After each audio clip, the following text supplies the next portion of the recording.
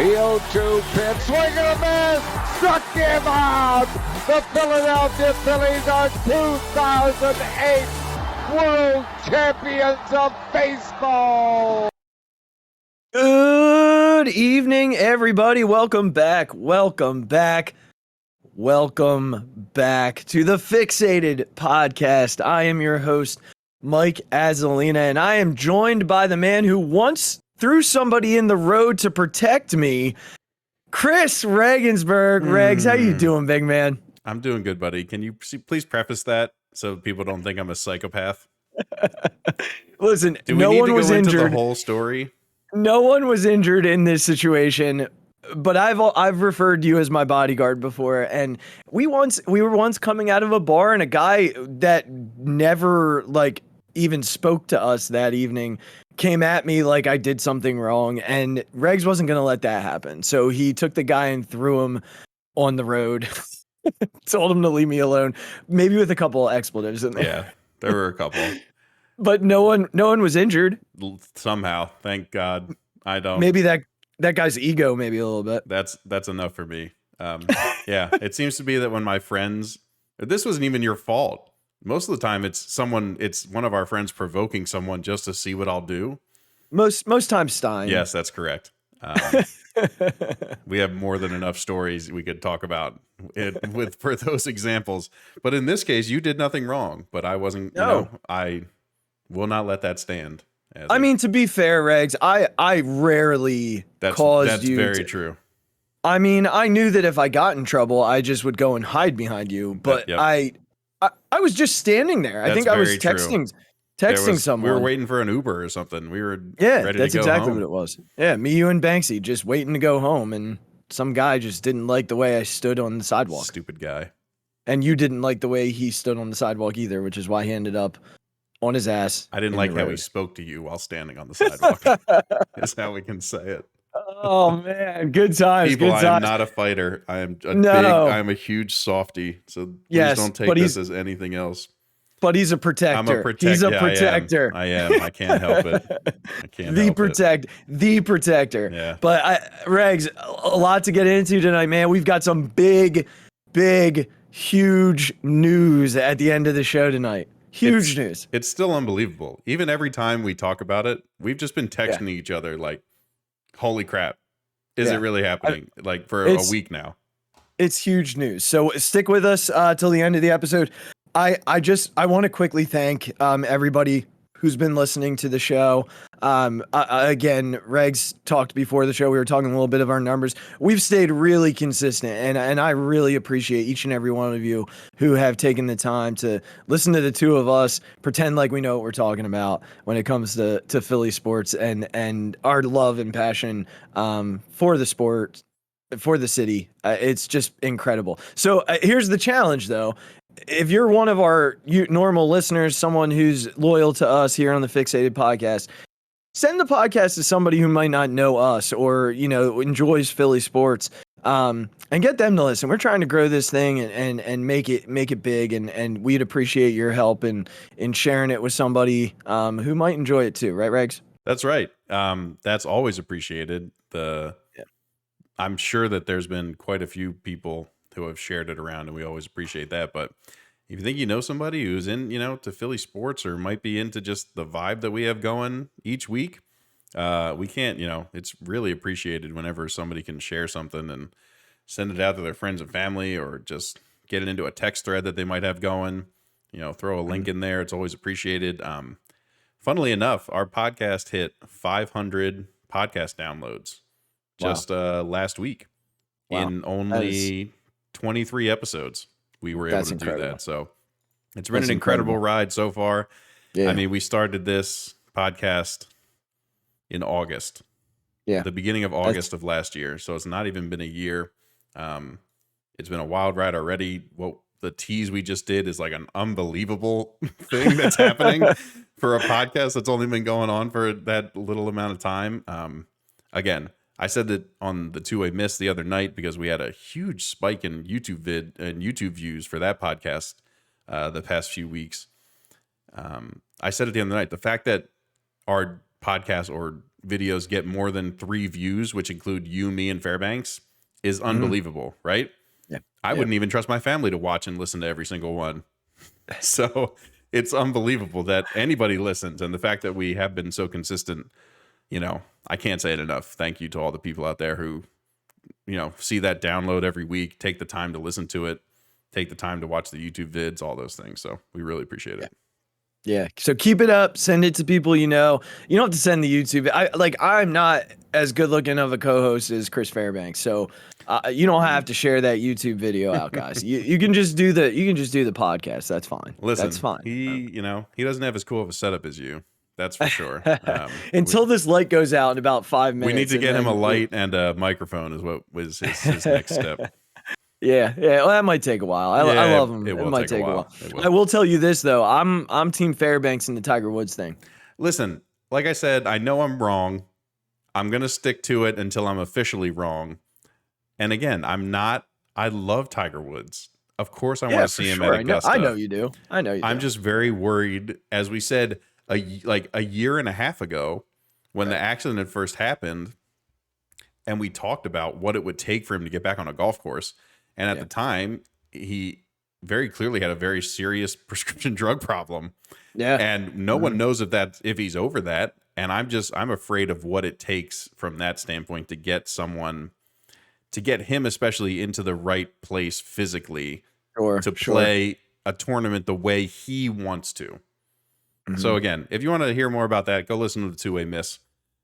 Please do. I was cracking up listening to the two of you this past episode with the whole Tiger thing. It was awesome. We just had our pre-Masters preview. We'll have a huge, probably hour and 45 minute long true Masters preview next Wednesday, right before the first round starts. So can't wait. I mean, it's interesting because next weekend you've got a huge weekend, man. You've got the Masters, which I know you guys bleed for that, right? Oh, yep.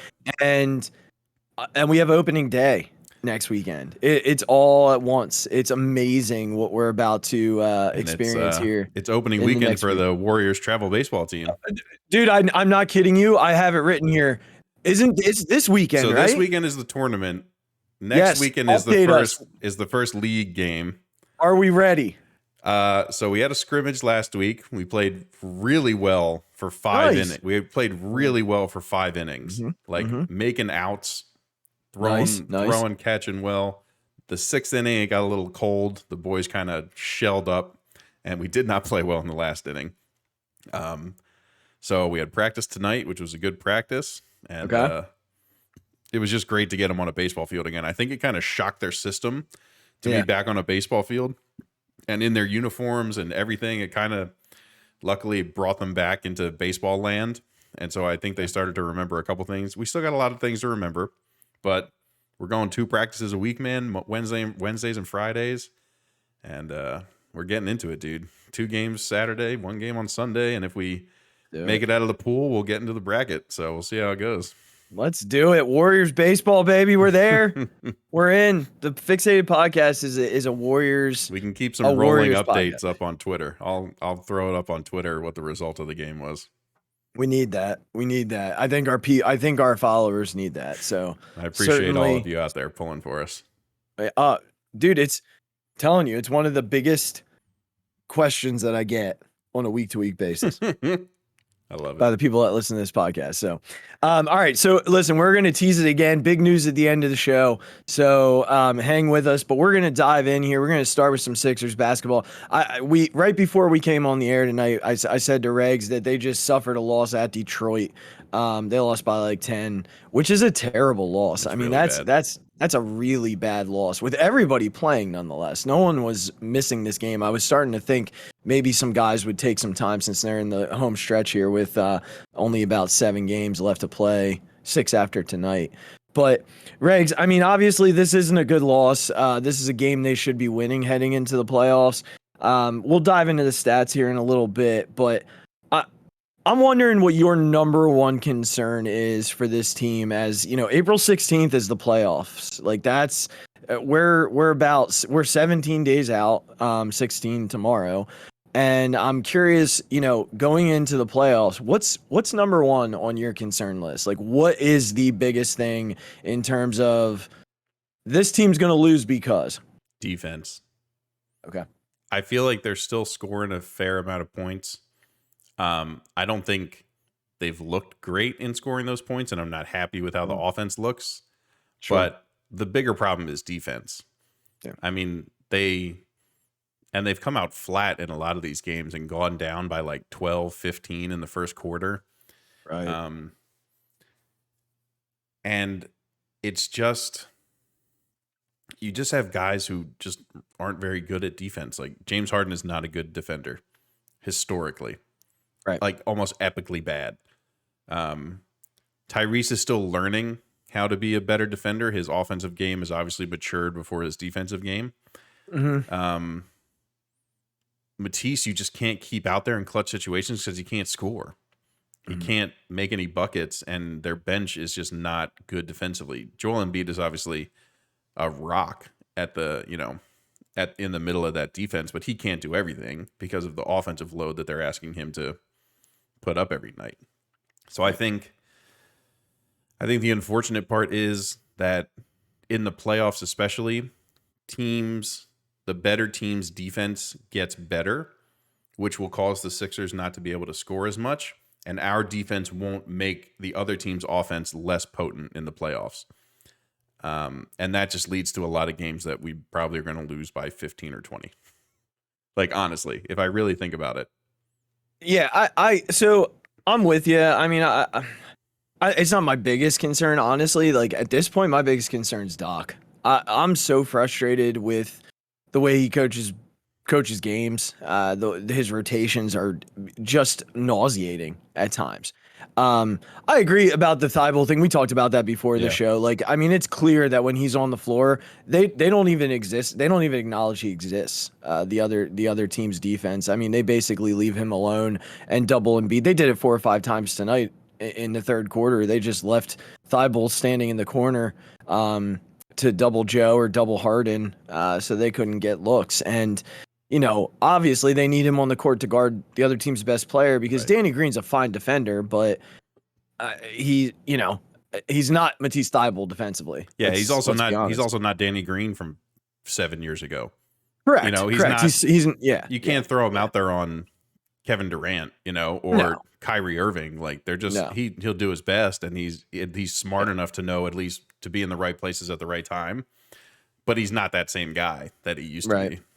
Right. So, I mean, and you said it, at the end of the games, you're not going to be able to have him out there because he can't score and, they're just going to double off on guys and that's going to become difficult. You're going to have to get teams into rotation defenses where they're going to have to rotate onto him and hopefully get an open look for somebody like Harden or Maxey when you whip it around the other side. But for me, the biggest concern right now is Doc. And I might be being a little bit reactionary to what's been going on, but I want to focus a little bit on the Bucks game the other night because that to me was a coaching embarrassment. What I watched happen in that game was abysmal from the coaching standpoint. When you have a guy on the court in Paul Millsap who has no prayer of guarding Giannis on his best day and Giannis's worst day, that guy has no prayer of guarding Giannis. And Giannis goes on a 15-0 run by himself. And Joel Embiid's sitting on the bench for those 5 minutes, and you're just letting it happen. That, to me, is coaching 101. Like, that's not even a question. That's a game that you should be trying to win to build some confidence in your team against the team who's ahead of you in the standings right now. Like, that's a team you have to beat come playoff time.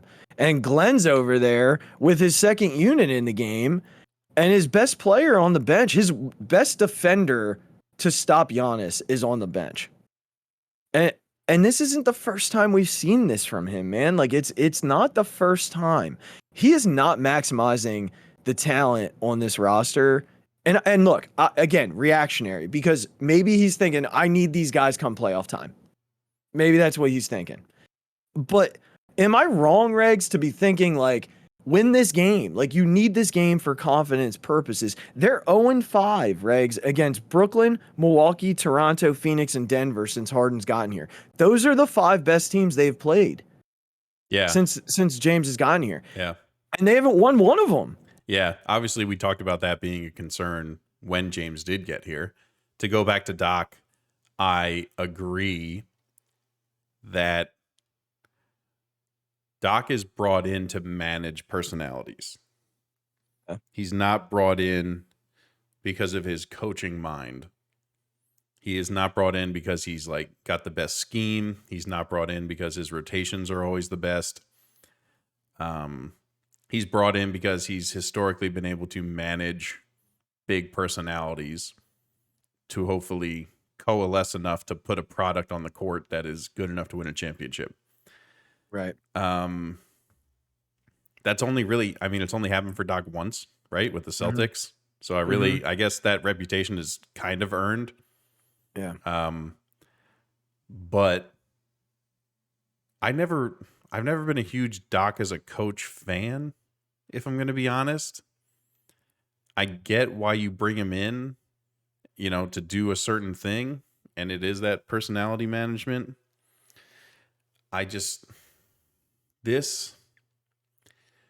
This team, what we're seeing is that this team needs rotation management and proper minutes and like some really in-depth thought put into who's on the court at what time and who's with someone else and how that's going to work out. Especially from a defensive standpoint, how can you put in lineups that give you a chance to stop anybody? And again, it's not just Doc, right? He's got 7 assistant coaches, I'm sure, and an analytics department, right? And all these people who are going to be influencing that. But ultimately, he's the one who tells guys to come in and out, right? He's the guy who manages that rotation. And I think unfortunately, we're just kind of seeing the flaws in him. It's not an excuse, it is, but it's a flaw, and it's a big one. And it's concerning when playoffs roll around, how he's going to manage that rotation and playing time and all those things, especially when this team is not playing well and can't seem to beat the best teams, which is the concern we had. Yeah, I again, that's my number one. I know you said it's their defense, but I don't know that it matters much if the rotations aren't what they should be. I mean, we're just DeAndre Jordan. What are we doing? This guy, like, come on, this dude, he's like 40 years past his prime. Yeah, I don't even remember when he was good, Regs. I mean, he's never been that good. If you're going to be honest, he can't even do what he was good at, which was catch alley-oops. Like, that's what he was good at. No, he was good at catching lobs. He was good because Chris Paul was really, really good. Yeah, and so why not play Paul Reed? Like just throw these young kids out there, and at least we'll get some energy. I'm tired of watching Paul Millsap lumber around trying to defend. I'm tired of watching DeAndre Jordan try and catch lobs. Like, stop. Doc is unfortunately a sucker for veterans. He really is. He will always put them in before young guys. And it's infuriating. Yeah. It's infuriating. It's infuriating. One more quick question here before we look at where their potential matchups are come playoff time. How much of what we're seeing from James Harden right now is really what he is, and how much of it is him trying to preserve for the playoffs? 60-40. Which way? This is who he is. Okay. This is who he is. I think it's 60-40 the other way. This is who he is now. Okay. I think it's the other way. But go ahead and give me your reasoning, and then I'll give you mine. And listen, my first instinct was 50-50. I'm going to be honest. Okay. I'm glad you didn't do that. That would have been a cop-out, Riggs. I agree. So then I went into, I don't know how a guy like James Harden breaks himself of his very James Harden first mentality. James Harden has never been on a team with a culture, let's just say like a Warriors or a Spurs, you know, where your only concern is how the team does. He lived on those Houston teams to do what's best for James Harden. He was part of that back in OKC when Harden, Russell, and KD were all together. They were young, they were hungry, right? They were coming up. But when he got to Houston and when they started getting not good, his mindset clearly flipped. And they thought they would be able to sort of salvage that in Brooklyn. With all the Kyrie stuff happening, it wasn't possible. And I don't know how on this team, I don't know what gets him out of that. I don't know what snaps him out of that. So I think I have to say it 60-40, this is who he is, because this is who he's been for 9 years. This is who he's had to be. He's had to be the guy on a bad team putting up the crazy numbers. That doesn't take away from his talent. He is really, really good. Sure. But I don't see anything from the past, let's just say 5 years, that would tell me that this is just his default. This is of course he got great for the honeymoon period, right? For 5 games, he beat a bunch of teams that weren't good. Great. And he's the James who's just a facilitator, slinging the ball everywhere, hyping up Maxey, right? Getting the ball to Joel in these spots where he's just never been used to getting the ball because he is an unworldly passer, as we've talked about in the past. But this is like when the going gets tough. This is I flick my switch to default, and this is him for a while now. So that's why I say 60-40 that way. See, I think 60-40 the other way, just because I feel like he's trying to preserve that hamstring right now. I still don't think he's healthy. And I think, he wants to be out there to build that rapport with the guys he's playing with and get a feel for who they are and where they're going to be and all those sorts of things. And I do think I think we'll see a little bit of a switch flip and a little bit of a next gear come mid-April. I don't know if that next gear is going to be better. Do you know what I mean? I don't know if the effort's going to result or get the results, for lack of a better term. But I do think we're seeing a little bit more of a lesser aggressive version of James Harden than what I anticipated seeing. He hasn't gone to the basket as much as what I remember him doing previously, and I do think some of that is to preserve the hamstring. He is more standing around the perimeter, not going to the basket as much on the pick and roll, not even running as many pick and rolls as what I anticipated or what they did those first 5 or 6 games. It felt like tonight there wasn't a whole lot of that going on in Detroit. So I'm more 60-40 the other way, but certainly I understand what you're saying. I tend to think it's a little more, look, we feel we have the talent to win, and we just need to win come April, because we're in. We just got to find a way to win once we get there. And I was looking at the playoff teams, and Regz, if I'm being honest, I give them like an 8% chance to win the finals. Like, it is not. I'm not going. I think it's going to take some heavy strokes of luck, because when I look at the East on its own, there are only 2 teams that I'm certain they'd beat in a 7-game series or even a 5-game series. I'm certain they'd beat Cleveland, right? I'm certain they'd beat Chicago. Yep. If you want to go down far enough, depending on the play-in games, I'm certain they'd beat Atlanta, and I'm certain they'd beat Charlotte. Yep, fair. All fair. That being said, their first round matchup as of tonight is the one matchup that I don't want to see, and that's the Raptors. Yeah. That team gives them absolute fits because of their length and athleticism. Fits. And their effort. Yeah, fits. So this loss might actually not be the end of the world, because it might drop them at a third and put them right there in a Bulls matchup, which is perfect for the first round for them. The Raptors are a nightmare matchup. The Celtics look like they could be a nightmare matchup now all of a sudden. Well. Good Lord. They're playing out of their minds right now. Good Lord. The problem, the real problem with the Celtics is that we don't have the defensive firepower to back that up. We can't guard all those guys. Yeah, no. The Bucks, I feel like we match up pretty well with. I really believe that we match up pretty well with the Bucks. I know Giannis is great. Like, don't get me wrong. But if Doc plays his cards right the other night, the Sixers win that game. Like, they were winning. They were winning by 17.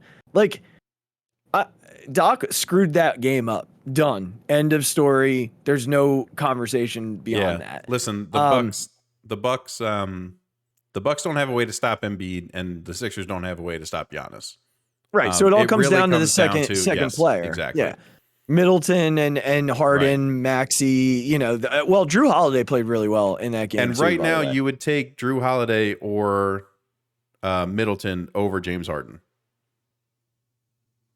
Right now.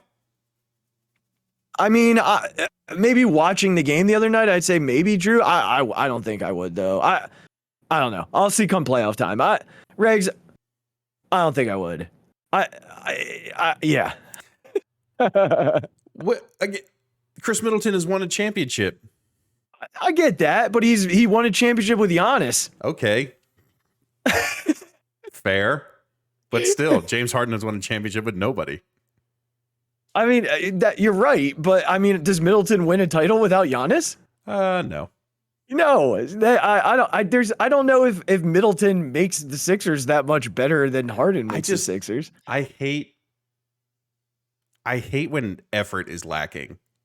It's like the biggest thing that irks me. And listen, I started smiling while you were doing. I'm going to revert back very quickly. When you started talking about the hamstring injury, I was about to jump in and be like, "Do you want to hear the most pessimistic take of all time?" This might be my all-time most sinister take. Please. James Harden milking the hamstring injury to have an excuse when he plays terribly in the playoffs? Oh no, this guy. Who are you? I didn't. It's like when that devil and angel are on your shoulder, and I just listened to the red one this time. I thought of it just to be, again, I don't believe that's true.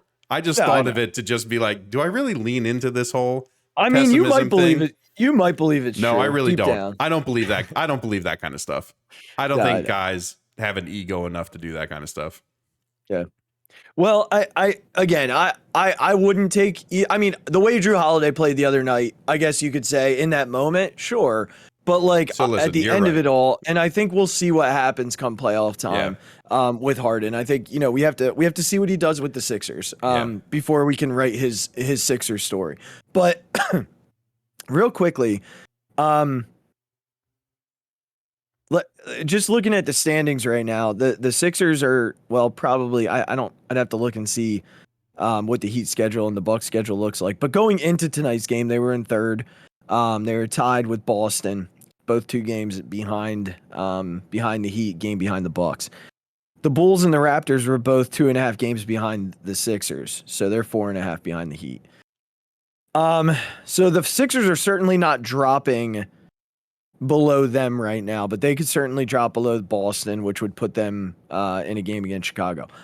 That's the only first round matchup besides the Cavs that I'm comfortable with. Well, just keep going. We don't want to play the Heat, and we don't want to play Brooklyn. Well, we're definitely not playing the Heat. I know. I just meant in general. Like, if you certainly don't want. If you're looking at the East teams, like we were, who do we not want to play? Just flat out. Yeah. I think Regz. Come not this week. This Thursday is going to be an all baseball episode. A week from tonight will be an all baseball episode. But the following week, the 14th, will be a playoff preview for the Sixers. So we'll know at that point who they're playing. Right. And certainly follow our Twitter feed for updates on, where they're at standing wise, and join that conversation, because it's going to be an interesting run these last 6 games. They have Charlotte at home, on the road against Cleveland, on the road against the Pacers, on the road against Toronto. And that's going to be interesting because Toronto in Canada, they have more strict COVID protocols. I don't know that we've necessarily seen which Sixers would be able to play based on vaccination rules. I don't know that we have anybody who's not vaccinated. We'll see though when they go to Toronto what that looks like. And that's in That's the following week. Yeah. And then they're home against Indiana and Detroit to wrap it up. I doubt we see Harden and Joe in either of those two games. I'd be shocked if we saw them in Toronto, if I'm being honest. I think by that point they're going to have an idea of where their seeding is and who they're going to be playing. So eyes on that. Let's hope that Glenn can get stay above 500 before the end of the year. He's 95-92 as a Sixers head coach. You would think he would be a lot better with the talent on that roster the last few years, though. Yeah, you would think. So jump in there, just next door.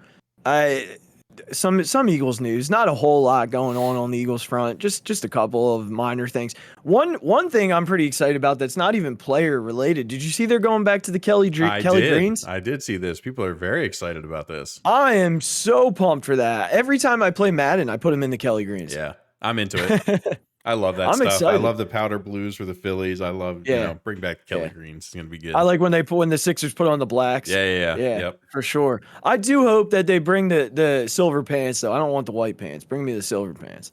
Like, I would hope that they would just go all in. Yeah, I think you have to. I think you have to. Yeah. And I saw they're also doing black helmets, too. I did. I saw they got permission to finally have a different helmet. So I'm pretty stoked for that. I'm probably gonna buy my first jersey that I've bought in a long time. I don't know who I'm gonna buy yet. That's a big question. I'm thinking I'm gonna go like one of the old faithfuls, like a Kelsey or a Johnson, someone like that. I don't think I'll do anybody new or someone, a guy you can wear forever, right? Yeah. I don't know who on that roster outside of Jason Kelsey and Lane Johnson that I can wear forever, So those are your best two choices, that's for sure. Yeah, that's probably where I'm going. One of those two, but I will definitely get a Kelly Green between one of those two. So real quickly, a couple of I'm interested. I'm just gonna say two names. I'll go one at a time, and I just want your reaction and a brief one. I mean, you could even just give me a if you want to. All right. Let's start here. I mentioned him last week, Kaiser White. Happy. Yeah, I feel like the very dude's underrated just a tackle machine, which is what we need. Yeah, basically they got a more athletic version of Alex Singleton. Yeah, like that's what they did. Yep, I'm in for $5 million. Yep. Like some of the linebackers who have been signed, this feels like an absolute bargain for them. Yeah. I mean, this is a converted safety who can cover. You said he's a tackle machine. I think he was 8th in the NFL in tackles last year. He's going to play off the ball. So, their depth right now at linebacker is better than what it's been in a while. So Kaiser White, TJ Edwards, who balled out last year. He was very good for them last year. Davion Taylor, who, when he was playing and healthy, was showing improvement every week and could easily be a dime linebacker because he's so athletic. And so good in space and in the open field, can chase anybody down. So I can certainly see him contributing. Then Sean Bradley, who is one of the best special teamers in the NFL. So there's your depth there. That's 4 deep on its own. And they're going to draft someone. So you put a rookie in that mix. And then don't forget that Hassan Reddick is going to play strong side stand. He'll stand up right. As a linebacker as well. So that group got better with the Kaiser White signing. Certainly, and like I said, they'll draft somewhere along the way. So I'm in with you there. I like it for sure. So that's number one. We won't go too crazy there. I think it's pretty self-explanatory. They needed to get better at linebacker. They got better at linebacker. Yeah. Yep. All right, the other one, Derek Barnett.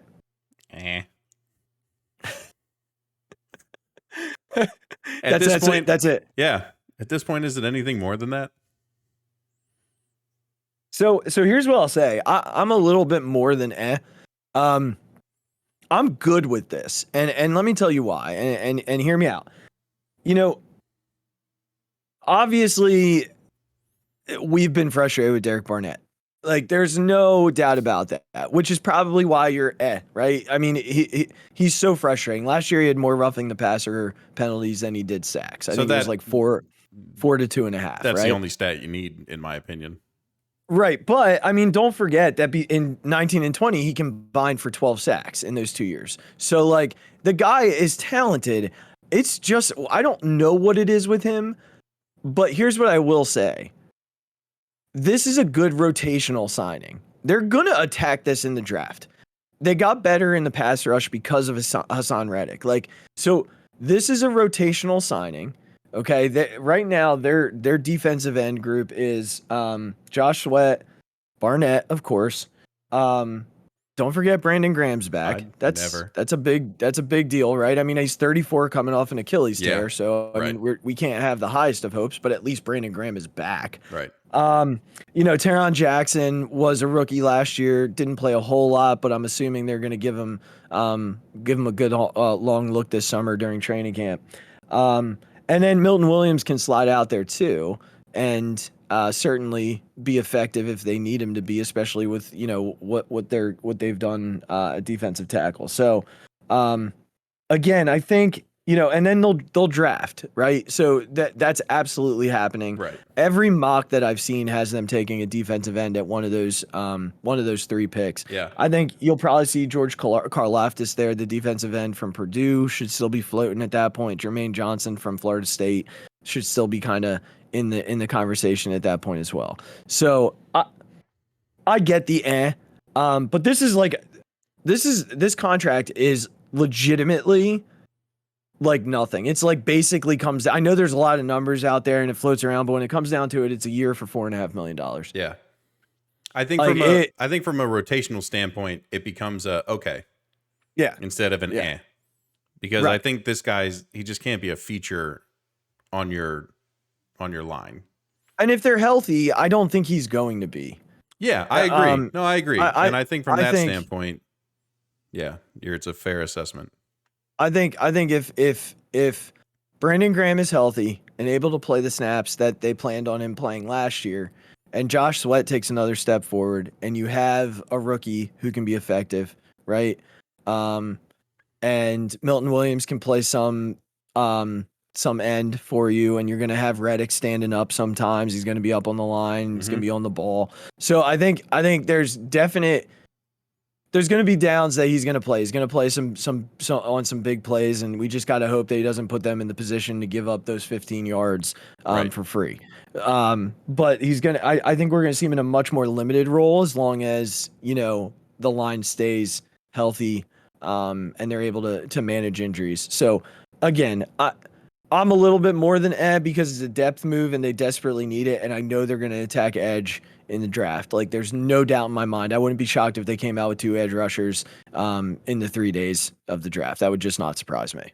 Yeah, no, I think that's fair. I certainly think it's warranted that they should put a draft pick towards that. It's obviously still a need, and it's a need to just get better. So, yeah.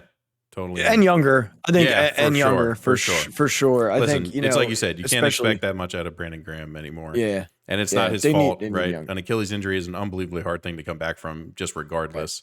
Right. At the age he's been, that he is, it's a difficult ask for that guy. No offense towards his work ethic or his ability to try and come back from this, but it's just a tough card to be dealt at that age. Yeah. An Achilles injury at 34 years old. Like, that's tough. And again, we all love BG. So, and it wouldn't surprise any of us if the guy came in and had one of the best years of his career. Wouldn't shock any of us because of who he is and how hard he works. That being said, they still have a couple of like short-term needs that they need to look at, right? So, at least on the defensive side, there's still a couple of short-term needs that they should probably focus on before the draft, and I think they will. And to me, that's still safety and corner. We talked about Harris, and that's all fine and well, and that's fine. We talked a little bit about how they need to attack the opposite side of Darius Slay and make sure that they're tuned up there. So I keep seeing the ties to Stephon Gilmore and Patrick Peterson out there. Gilmore's wife and Darius Slay's wife are friends, and there's she tweeted something out about the Eagles have called us, like, so certainly there's interest there. Getting Gilmore here would be awesome. Yeah. And having him, and of course you're still going to draft there. I also know that they really, really like some of these younger corners that they kind of plucked from other rosters over the last year or so. They really like Tay Gowan. They drafted Zach McPherson last year. They like Mac McCain and Kerry Vincent Jr. So, they could very well take a risk on one of those guys opposite of Slay, but it would be a huge risk if you can bring a guy like Stephon Gilmore, right? Right. I mean, yeah. I mean, Patrick Peterson's been, again, you just mentioned him, but like that dude's been one of my favorite players like ever. That dude's like, I don't know. He's got to be up there in age too, but he's still like a stud. I think if they get him, he's probably moving to safety. That's a fair point. And I think Gilmore, again, it's one of those names that you instantly recognize. So yeah, I mean, that would be unbelievable. I'd prefer Gilmore. I think that's a fair point. I think you're right. The other interesting one, Regz, and we talked about him a little bit on the last show. I mentioned him. Also mentioned Kaiser White on the last episode. We did talk about him. Check mark for you, sir. And how it wouldn't have surprised me if that's the route they went, and they went that route. Good for you, Howie. I'm right there with you, buddy. But so there's been a lot of rumor about Tyrann Mathieu being in Philly the last couple of weeks and meeting with the Eagles and so on and so forth. And he put out a couple of tweets tonight, and the second one he put out just said grateful. I saw this with a green heart. Yeah, a Kelly green heart. Yeah, and like a green background, or he put out a green background. Yeah, I saw that. So I'm curious. Is it happening? Is it going to be a thing? Because we talked about him last week too, and how to me that would be the guy. Obviously, you still have to draft a safety. Right. Like you got to get younger. You can't just keep doing 1 year deal after 1 year deal after 1 year deal. Right. But I'd be thrilled with Tyrann Mathieu and having Harrison Epps as depth with another safety coming in the draft. Thrilled with that. Thrilled. So again, I don't know if your mindset has changed much with the draft coming. We'll do a draft show specifically, but did free agency change much of what you're hoping for come April 28th? No, I don't think so. Okay. I don't think so. Just because I think, like you said, they've made moves that sort of tell you that they're still focused on drafting these positions. Right. They haven't brought in these huge splashes, which would indicate that, okay, we're good at this position now. We can maybe trade this draft pick that we were going to use on that position for something else, or we can do this or that. All their moves have shown that we're trying to make these position lists deeper and get people who are better than what we have. Right. But I don't think anything is taken away from what they're still looking to get from the draft. Yeah, I agree. I still think the only thing that's changed for me, and I've been so anti this all along, is I do think unless something happens before the draft with a trade, that they might go ahead and take a wide receiver earlier than I expected them to. That's because I've been very much, no, they're not going to do it. They're going to go defense here. But they missed on wide receivers that they wanted. The Ridley thing really screwed them over big time. Yeah. Because they were going to deal for him, and that was going to be their other receiver, and then the gambling stuff. Right. So that really screwed them over because Allen Robinson then passed them by. They weren't really in on Juju from what I understood. So I think at the end of all of it, like, I don't know how they're going to pass up a receiver. I was originally saying they're not going to take all 3 picks, and now, Regz, I think they might take all 3 picks. Yeah, I mean, we're going to do it again, I guess. We're going to draft a receiver again. Unless they find a way to trade for one, I don't know. I don't think you can go into the year with what your current receiver core is. Yeah, I agree. I mean, I know Sirianni loves Zach Pascal, but like, I don't think that dude's gonna save this receiver. No, absolutely not. He's a number 3, not a number 2, which is what we're looking for. Right. I mean, Sirianni at one point called him like one of the best 4 or 5 receivers in football. Listen, and gas up your guys, right? Yeah, and look, I get the perspective he's coming from because he can basically play all of the receiver spots. Right. He can play the X, he can play the Y, he can play the slot. He's a really good special teamer. So I get it to that extent why he's boosting him so much.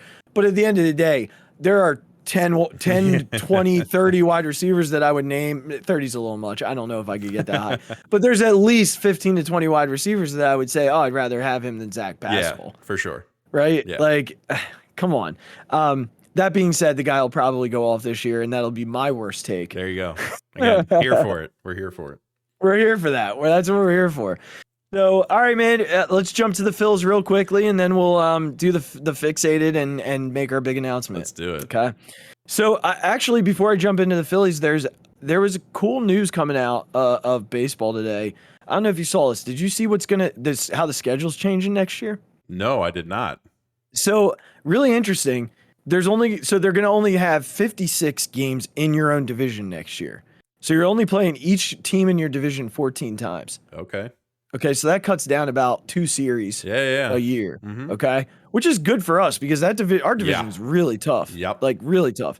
So then you play 60 games against the rest of the National League. So 6 versus each team remaining in the National League, and then 46 games of interleague. Wow, that's a lot. So 3 games apiece against the 14 other teams, and then 1 against your rival. So we'll play, or 4 against your rival. So we would play the Blue Jays 4 times because they're our natural rival. I don't understand that, but how do they figure that? Because of 1993? I guess. Stupid Joe Carter. Is that what we're going back to?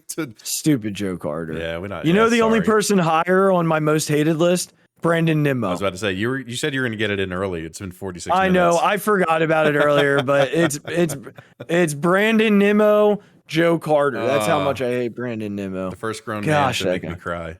Oh, it's unbelievable. Yeah, we were 6. Unbelievable. Okay, so just real quickly, traded Adam Hazley. Yeah, and Nick Williams, right? Oh, Nick Williams gone last year. What? No, he wasn't. Yeah. Wasn't he he was on the team this spring? No. Luke Williams, not Nick Williams. Luke Williams. There you go. Sorry. Okay. Yeah. My bad. Yeah. He's gone. So Hazley basically was, all right, it's not gonna work here. Right. We need a 40-man spot. So, and I thought that 40-man spot was gonna go to Bryson Stott. Turns out it went to a pitcher from San Diego, James Norwood, a relief pitcher, throws hard. Good split from what I understand, but I don't want to derail the conversation already. Doesn't Bryson Stott deserve to be on this team? Oh, it's on the list. He has to be, right? How can we ignore this? I don't know where they find the 40-man spot for him unless they trade Baum. Where did I see? Someone was just throwing out like opening day, rosters and things like that. And somebody had Baum in AAA just to get at bats and Stott on the team. Yeah, I mean, certainly, but they got to find a 40-man spot for him. Right. And I don't know where they're going to find that spot with what's on the 40-man right now, unless they just decide that the guy they just traded for, they're going to get him on the mound a couple of times here in spring, and if they don't like him, there's your 40-man spot. How can you not? How can you not at this point? I mean, he was 2 for 2 again today. That's what I mean. The dude has played well enough he's earned it. That's all. Like, that's the bottom line. He has earned it. And again, look, I get it. And I love Bryson Stott. I'm just going to say a couple of names and you tell me what they have in common. Scott Kingery, Alec Baum. I don't know. They didn't hit last year. Does that mean? Well, I mean, that's fair. But they basically were both spring training heroes. And then Baum became a 60-game season hero. And now they're both. I mean, Scott Kingery is. Yeah, I know you were hoping for him at the beginning of the spring. Yeah, and I'm still not done thinking that he can turn it around with, I'm hoping. But that being said, I don't want Stott to turn into that. Do I think he will? I think he's just a better all-around player, but I worry a little bit about that. And it's probably because I'll tell you what it is. It's because of those two guys that I feel the way I do about Bryson Stott. Yeah. Do I want him on the opening day roster hitting 8th? Yeah, I do. I do. I 100% do. And I'm glad you derailed the conversation because I was going to talk about him anyway, and I was going to ask where you stood on it. He can handle it defensively. Right. The swing looks like he can handle it offensively. Yeah. I'm so hesitant. And I'll tell you right now, our big announcement, when that occurs, that'll probably get talked out of me. Yeah, I'm sure. I can tell you that right now. But that's it for me. Like, that's my hesitation. It's because of the two guys that are causing us to be in the position we're in right now. Yeah. Because if those two guys were doing what they should be doing or what we anticipated them to do, Bryson Stott wouldn't even be he would be an afterthought. We wouldn't even be pressing this. We'd be like, oh, go play in AAA. We're good right now. Yeah. Do your year in AAA and then come play shortstop next year. So is he just a victim of bad timing with Didi still having a contract and Segura probably being done next year and Didi being done next year? That this is just a victim of the timing of these contracts? That, again, if Didi isn't signed this year, what's stopping him from being there? Oh, he's definitely on the team at that point. Yeah, absolutely. They're going to bank on him. I don't know that they expected the rise to be as fast as it is. I mean, this dude went on he was meteoric. Yeah, I mean, he was flying seriously through the system. And he's hitting the ball every day against all kinds of pitching and hitting it all over the place. Yeah, he's spraying it. Yeah, he's spraying it, and he's really impressive. But I think for fans, he's a victim of the Alec Bombs and Scott Kingery's that we've had to work through. I think for the organization, they don't seem worried about bringing him up. Yeah. Like they're going to be okay bringing him up, and he's giving them every reason to bring him up. He's not giving them a single reason not to. Right. Not a single reason. Yeah. I just think, for me personally, and I'm sure there are a lot of fans that have this same mentality, like the last thing we need is for Bryson Stott to come up and struggle. Yeah. And then we completely lose him mentally. Sure. That being said, it was interesting listening to some of the players talk about him, Harper and Castellanos, and the way he goes about business down there. He just acts like he belongs. And we talk about this. Baseball's so mental.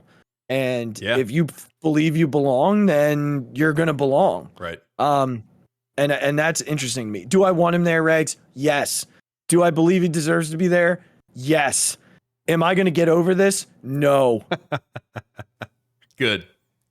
So, that's where we're at with Bryson Stott. I don't know where they find that 40-man spot unless it comes in a trade for Baum. And maybe there's something else creative they can do. I mean, there's probably a guy on there that they could. Damon Jones is a guy they could push away. The Sheriff kid that they got from Tampa Bay, they could probably just put him out there through waivers and and find the spot that way. I don't know. They'll figure it out. That's what they get paid for, right? They'll have 28 players on their opening day roster because they're allowed to do so with the shortened spring training. They're going to carry 15 pitchers. There's no doubt in my mind. Like the 2 extra spots are going to go to pitchers. Yeah. Because Wheeler and Ranger aren't going to be ready to go more than 4 innings when the time comes. So they're going to have a couple of dudes who can give them 2 to 3 innings, at a clip, during their starts. I think they're both pitching this weekend though. So that's a good sign. Right. That they can both get out there. Yep. So I do have a little bit of an outline of what I think the bullpen will be. But there are some question marks still just because of a couple of situations. So let me tell you what I got, and then I'll tell you about the question marks. All right. So Corey Knebel. Well, I don't know if you've seen him. I did. I watched him the other day. If that guy's healthy, Regz, we're going to forget about 9th inning nightmares. It's all I want in the world. He is unreal. Yeah. I don't know how you hit that guy. I don't. You can't square him up. He's going to break your bat every time. Yeah, it was good. Yeah, I watched him the other day. I watched his full inning the other day. Yeah. Familia looks really good right now. That's a huge positive. He has looked really good this spring. Brad Hand, I don't know. I don't know. We'll see. The slider's still there, that's for sure. You can see that when he pitches. I do think this Norwood guy's going to get a shot. He has no options left. They traded for him, so he'll get a shot. Your boy, Sir Anthony, he looks. Come on, does he not? Listen, again, this is going to be a Maxi take for me. He does look very good. Yes, he does. And I hope it stays that way. I really do. And it looks easy. He's making it look easy. Yeah. Free and easy, man. Yep. He looks really good. If he's healthy, that weight loss seemed to have helped a lot. Yeah, that's a huge lift for them if he's healthy. Yeah, it did. You're right. And then I think Bailey Falter, Christopher Sanchez, and Nick Nelson, the guy they got from the Yankees, I think those three guys make it because they can give them length. Right. If needed. Sure. Here's where the concern comes in, Regz. Connor Brogdon, his velocity's way down. Yeah. I don't think it's injury. I don't. I think it's probably he didn't throw this winter. Yeah. So we're gonna have to go into a different conversation about how that's possible when your life is a baseball pitcher. How do you just not? How do you allow your velocity to dip 6 miles an hour? Well, and as you're getting, it's also like a lot of these guys did keep up with their regimen, so that they weren't that far behind. I mean, he's throwing 92, 93 right now. Like, not okay. Not where we need you. That's a not big difference between what it should 98, be. 99, yeah. Right. Yeah. Like, that's what I mean. That's like Bryson DeChambeau coming out and hitting his driver 280 after he's been averaging 340. And it's just like, oh, I just didn't swing my driver over the summer. It's like, what do you mean you didn't swing your driver over the summer? That's good. That's good. The other guy that is a bit of a concern because he hasn't pitched yet this spring is Jose Alvarado. Yeah. Where has he been? So he had some neck tightness. Then it great. spread to his shoulder. Fantastic. Should do this one because it's his left. Right. But he threw a bullpen the other day and said he felt okay. I don't know if they're going to try and work him into some games, but it would surprise me a little bit.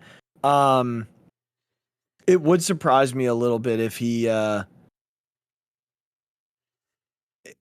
was on the opening day roster. So they'd still need two pitchers at that point, and I think one of them could very well be Damon Jones or Sheriff. Now, again, Coonrod's he's not going to be out there either. Yeah, right. So they could have three guys that they anticipated taking major innings of their bullpen out to start the year: Coonrod, Brogdon, Alvarado. Yep. Coonrod's going to hit the IL, so that might be where you get that extra spot you might be able to find. But Brogdon and Alvarado, we're going to take up major innings too. So, they're going to have to figure out, Jones, Sheriff, and I mentioned this name before, Braden Ogle has pitched really well this spring. So he needs a spot on the 42, and I think that would come from a Jones or Sheriff, designated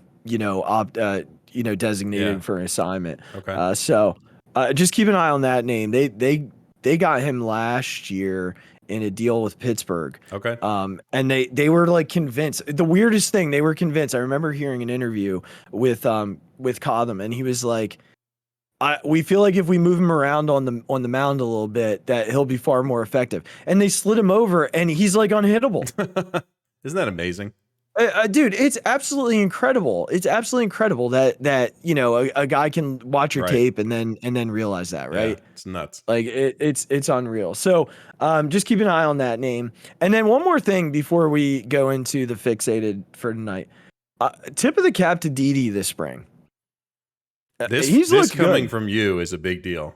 Yeah, he's looked good. I've held my Didi slander this spring. I'm giving him a shot. I'm doing my best to be positive with it. Made a ridiculous defensive play today. Crazy. He's been really solid defensively this spring. Really solid. And again, he's hitting 240. And what did we say? If Didi's hitting 240, 250, and he's going to hit about 20 home runs for you, then we'll take that with good defense at shortstop. Yeah. Take that. Because he's going to be hitting like 7th. Right. So, that's fine out of your 7 hole. 20 home runs is more than okay. Yeah. As long as he's not striking out, in big spots and rolling over on fastballs. Yeah, well, Jesus. Well, at least he's doing that in the 7-hole and not at 5. Correct. But I think, it'll be I'm holding my DD slander, but tip of the cap because he's had a good spring. Good for you for being the bigger man. I want listen. Just pat on the back for Azzy tonight. I'm doing what I can. Good Regz. for you. Anything that you want to add about the Phillies before we close that part out for tonight?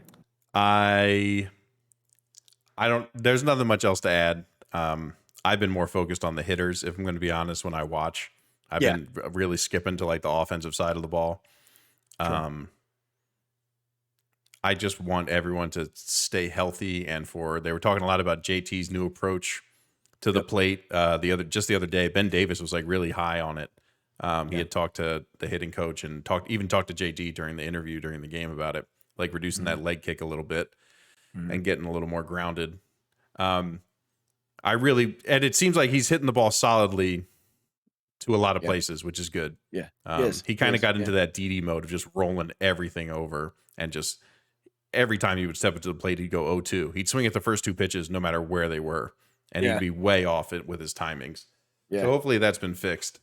And just Bryce still looks good.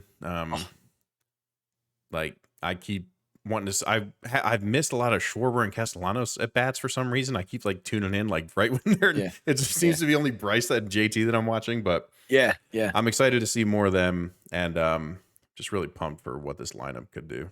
Well, I know today. I forget who got on base. I can't remember if it was Schwarber or somebody ended up on base to lead off an inning. Hoskins went down looking, Harper went down looking, and Castellanos comes up and just laces a ball in the left field. I mean, and that's what pitchers are going to have to deal with, and opposing managers are going to have to think about, right? Like if you've got a right-handed hitter hitting in front of Bryce and then Castellanos hitting behind him, you're not always going to be able to go to a lefty to pitch to Bryce because you're going to have to deal with Castellanos behind him. And it's just not something that we've had in a long time. Yeah. And something that I'm looking forward to too. And real quickly, one other name that we just have to mention because I think he's going to make the team. He's had a really good spring. He looks far more confident. Mickey Moniak. Yeah. How about it? Yeah. How about it? Yeah. I think he and Veerling might end up being the platoon at the end of all this. Veerling, from a defensive standpoint, has looked really, really good out in the center and he field. hits the ball so hard. Yeah, and he seems to have that same confidence he had last year. Yeah, which is great. Everything's on the barrel. Yeah, like I gotta tell you, Regz, for those of you that are not huge baseball people and you're listening for the Eagles or the Sixers, I can tell you right now that one of the hardest things to do in sports is to barrel up a baseball moving at 90 miles an hour. Like to get that ball on that part of the bat is so difficult when it's moving this way, that way, at that high rate of speed from 60 feet away. I still think it's the hardest thing to do in sports. I 100% agree with that. I 100% agree with that. It is such a difficult thing to do. I'm so pumped at baseball back. Yes, man. Oh my God. Yes. I just love it so much. Yes. I'm so happy. So we're gonna jump into our Phixated here, and then we're gonna drop our big news. So the Phixated is a pretty do the dance, Regz.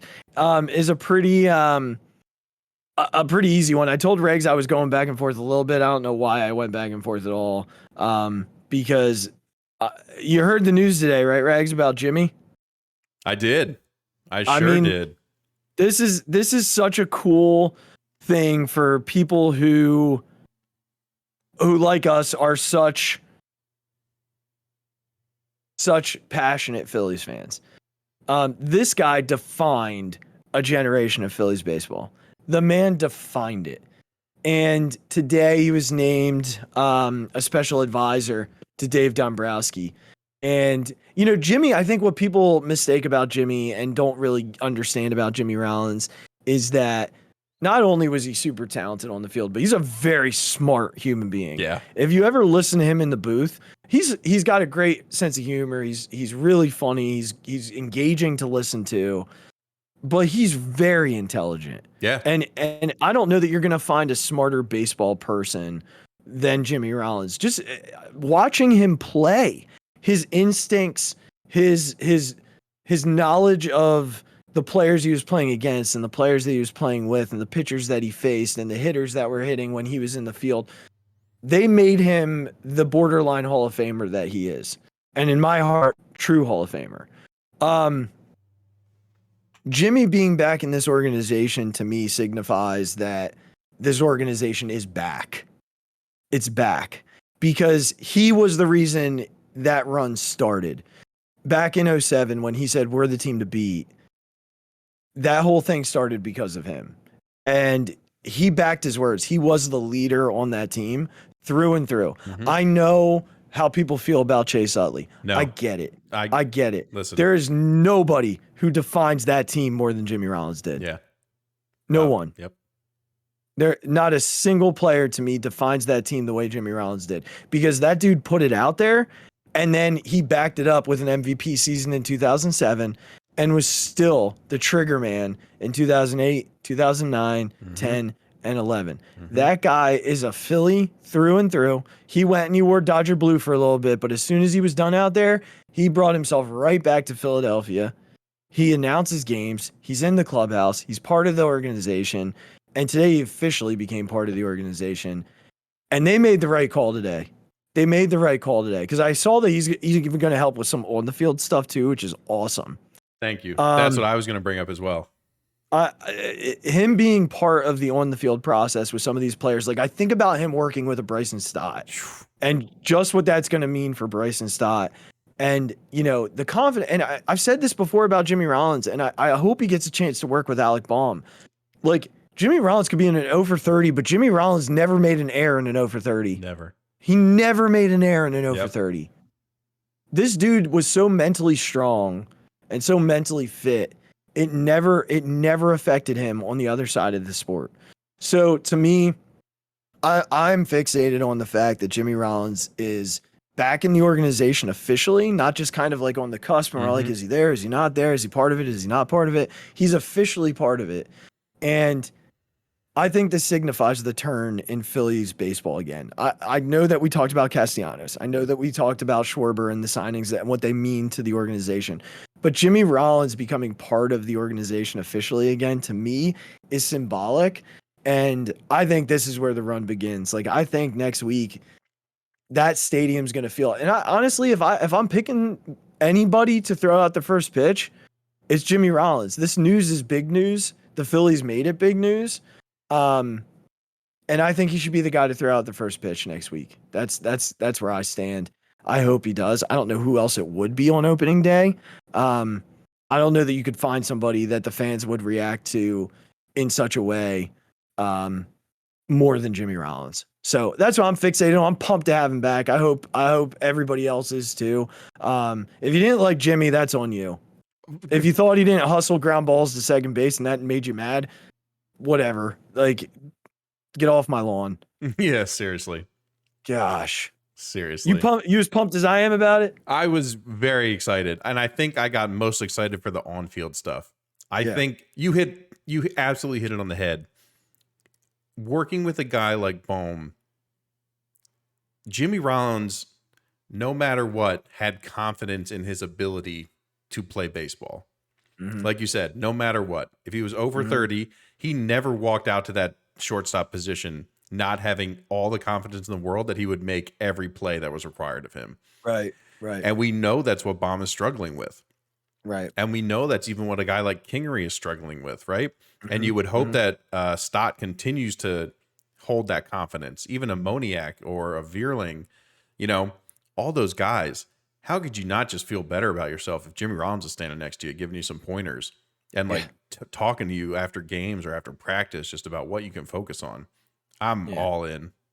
All in. It was awesome. It's awesome. It's such good. It's such good news. It's such good news for the organization. They're moving in the right direction. The Preston Mattingly stuff, the Jimmy Rollins stuff, the drive line stuff, like all of it is, it's the right direction. Dave Dombrowski has done a tremendous job. Yeah. And, you know, credit John Middleton for going and getting the big fish. I wasn't always a Dombrowski guy. Yeah. I wasn't. I was not. And he is made a believer.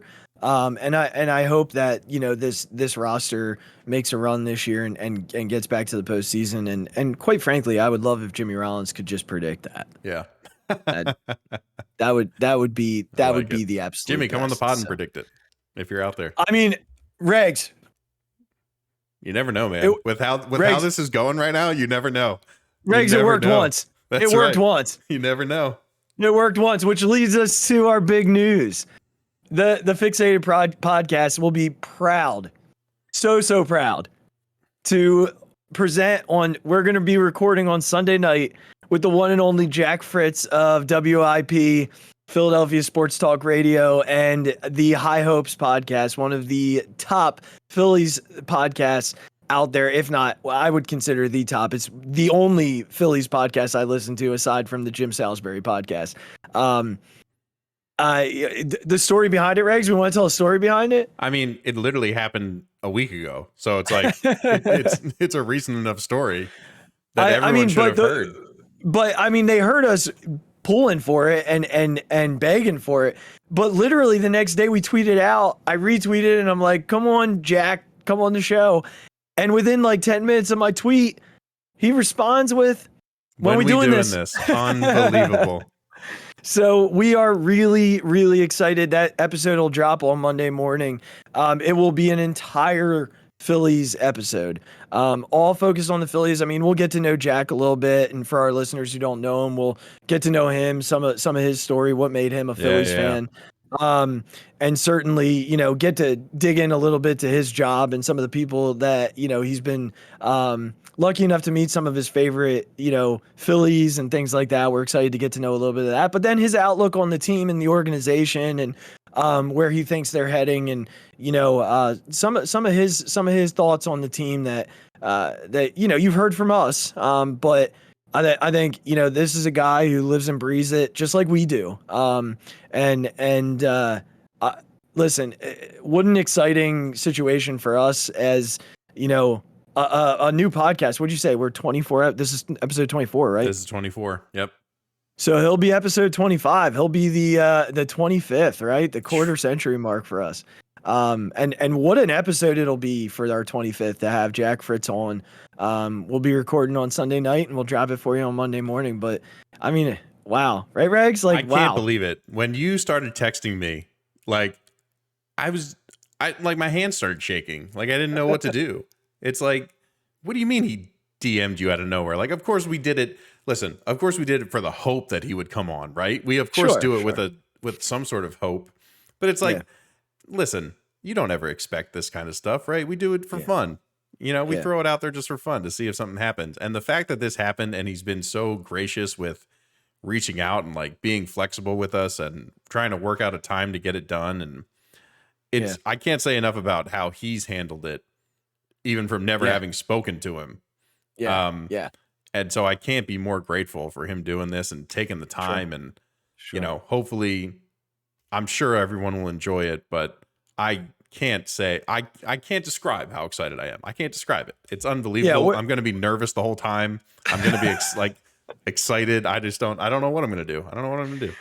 I mean, it'll be a great show. He's actually been in Clearwater all week. Yep. We were hopeful to have him on last week, but he said, "Listen, I'm getting ready to go to Clearwater. It's going to be kind of crazy." And was happy to come on this coming week once he got back and settled in. So, like I said, we'll be hanging out with Jack on Sunday night for a little bit and getting his thoughts on the Phillies and what he expects from this year, and kind of like what we've talked about. I think we're going to dig into a little bit of the minor leagues with him. We're going to dig into a little bit of what he thinks the strengths of this team are going to be, what he thinks the weaknesses of this team are going to be, and I think you guys will enjoy it. I really do. He's one of the best baseball personalities that the city has. So we're thrilled to have him, and we hope that you guys will enjoy the episode when it drops on Monday.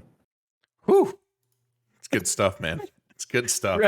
Regz is still speechless. I don't care if anybody listens to it. The fact that we're going to record it is all I care about. The fact that I'll have it on my computer for the rest of my days is all that I care about. Yeah, it'll be great. It'll be great. So, hey guys, listen. Once again, Can't thank you enough for all the clicks, all the downloads, all the shares.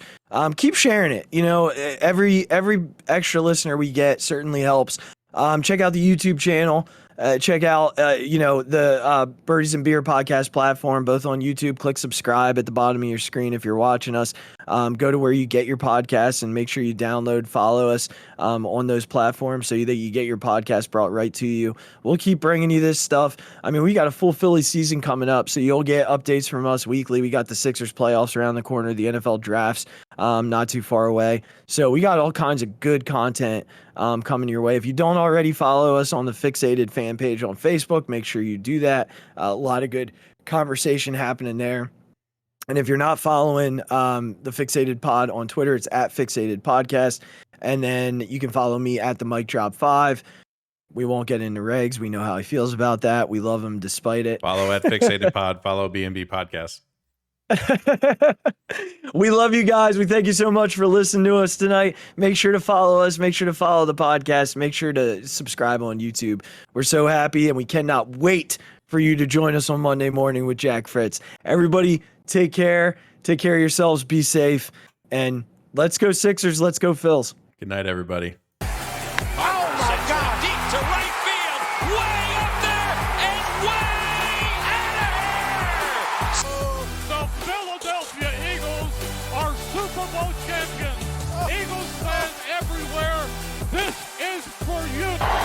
The 0-2 pitch, swing and a miss, struck him out. The Philadelphia Phillies are 2008 World Champions of Baseball.